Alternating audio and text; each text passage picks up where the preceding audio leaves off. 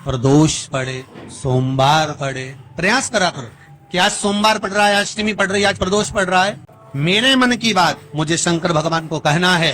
शिवरात्रि पढ़ रही है महीने भर में, हर महीने आती है, कभी आपके मन में आ जाए कि मैं नियम लेती हूँ कि प्रत्येक शिवरात्रि पर मैं चंदन का जल शिव को समर्पित करूँ, मैं लाल चंदन का जल, मैं पीला चंदन का जल शिव को समर्पित करूँ। मैं प्रदोष को, मैं भले व्रत नहीं करती, मैं भले प्रदोष का व्रत नहीं करती, पर मेरा मन है 108 चावल के दाने मैं अशोक सुंदरी वाली जगह पर शिव को समर्पित करूं।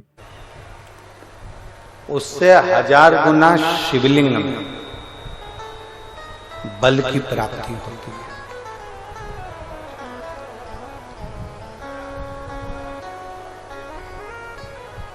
प्रदोष के दिन यदि आपको कहीं से शमी पत्र मिल जाए, प्रदोष के दिन यदि कहीं से आपको शमी पत्र मिल जाए और प्रदोष काल में, प्रदोष का जो समय होता है, शाम का जो समय होता है प्रदोष काल, 4 प्रदोष 5 प्रदोष आप कर देखिएगा कि आपका कोई काम है, कोई नौकरी के लिए आप अप्लाई कर रहे हैं, कोई समस्या बड़ी विकट आ गई है, कोई तकलीफ, बड़ा गला पकड़ रहा है बेटा, कोई तकलीफ विकट आ गई है, कोई समस्या विकट आ गई है, प्रदोष के प्रदोष काल में अगर एक शमी पत्र भी आप घर के शिवलिंग को, अब ये करने के लिए आपको मंदिर के शिवलिंग नहीं जाना, अपने घर में जो शिवलिंग, चाहे वो स्फटिक का हो, पारद का हो, कंकर शंकर का हो, लकड़ी का हो, जो शिवलिंग तुम्हारे घर में, कांच का हो, चाहे वो नर्मदा के कंकर का हो, नर्मदेश्वर हो, पाषाण का हो, जो शिवलिंग, चांदी का हो, सोने का हो, तांबे का हो, पीतल का हो, जो शिवलिंग तुम्हारे,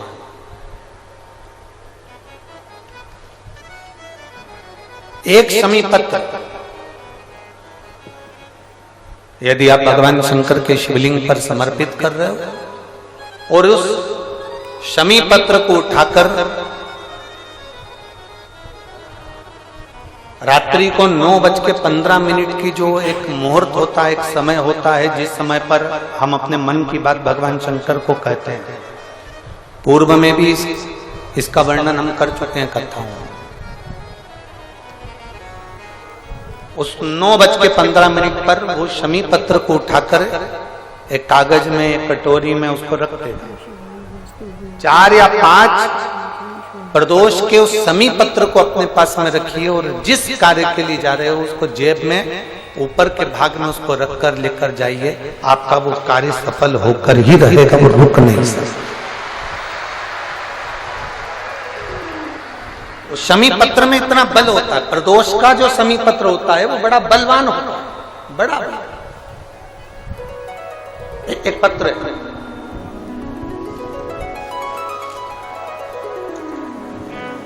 मान लो कर्जा बढ़ गया है, 5 लाख, 7 लाख, 3 लाख, 4 लाख, 2 लाख, कोई भी थोड़ा सा भी कर्जा अगर मस्तक पर है, माथे पर है, तो शिव जी की श्यामली बारी नाम की जो कन्या है, बेटी है, उस बेटी का नाम लेकर लाल चंदन बीच वाली पत्ती पर लगाकर, लाल कलर का चंदन बीज वाली पत्ती पर लगाकर भगवान शंकर के ऊपर जहां भी तुम बैठे हो डंडी का मुख अपनी ओर करते हुए शिवलिंग पर समर्पित करो। उसी बेलपत्र को वापस उठा लें, एक रात्रि तक अपने घर पर रखें, दूसरे दिन प्रातः में पुनः उस बेलपत्र का विसर्जन करें। विसर्जन करते समय आपके ऊपर कितना कर्जा है, कितना कर्जा आपके ऊपर है, उसका स्मरण करते हुए, शिव जी से विनय करते हुए, और अपनी मेहनत को 4 गुना करो। अपने कार्य को बढ़ाओ। दुकान हो, नौकरी हो, सर्विस हो, बिजनेस हो, या कोई भी कार्य कर रहे हो, उसको लगनता से करना प्रारंभ करो। धीरे धीरे मेरा भोले बाबा आपका हाथ पकड़ेगा और कर्जे से मुक्त जरूर करेगा। आज के समय में ढूंढने मत जाओ, अच्छे कर्म में लग जाओ। अच्छा कर्म करो, भगवान अपने को ढूंढता ढूंढता है। अच्छा कर्म करो, परमात्मा अपने को ढूंढता ढूंढता है। केवल पुकारो उसको। आप मंदिर नहीं जा सकते, कोई बात नहीं। आप तीर्थ करने नहीं जा सकते, कोई बात नहीं। आप बहुत दूर नहीं जा सकते, कोई बात नहीं। उसको पुकार, उसको बुलाओ। शिव पुराण कह रही है, बहुत सुंदर भाव। तुम्हारे पास अगर देने के लिए शंकर जी को कुछ ना हो, कुछ भी,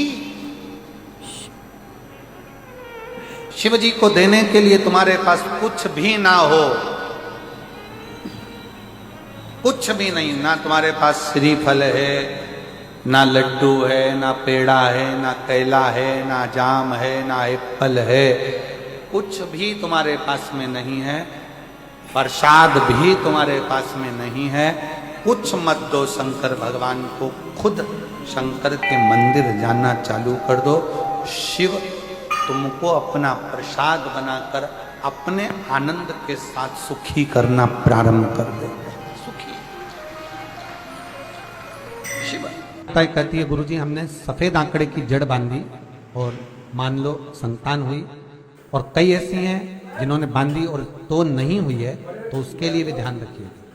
18 साल हो जाएं, 17 साल हो जाएं, 10 साल हो जाएं, 12 साल हो जाएं और घर में बच्चा नहीं है, संतान नहीं है, तो प्रयास करना सफेद आंकड़े की जड़ को लेना, तुमरुका जी का नाम लेकर 21 बार शिवलिंग पे से घुमाना, रजस्वला धर्म के 7वें दिन कमर पर बांध लेना। उसी दिन से एक पीपल का पत्ता मंगवाना, शंकर भगवान पर चढ़वाना, और पीपल के पत्ते को गौ माता के दूध में उसको उकलवाना। ठीक है, उकलवाकर ठंडा करवाकर पत्ते को बाहर ठंडा करने में डाल देना। दूध जब ठंडा हो जाए, हथेली पर उस गिलास को रखना और भगवान शिव का तुमरुका जी का नाम लेकर उसको पीना चालू कर देना। लगभग 8 दिन 15 दिन उस दूध का पान कर कर फिर विश्राम करो। मारो, संतान की प्राप्ति अवश्य, संतान अवश्य प्राप्त हो। पीपल के वृक्ष में स्वयं मेरे भगवान शिव आनंद वास निवास करते हैं। बाबा भोलेनाथ स्वतः निवास कर रहे हैं।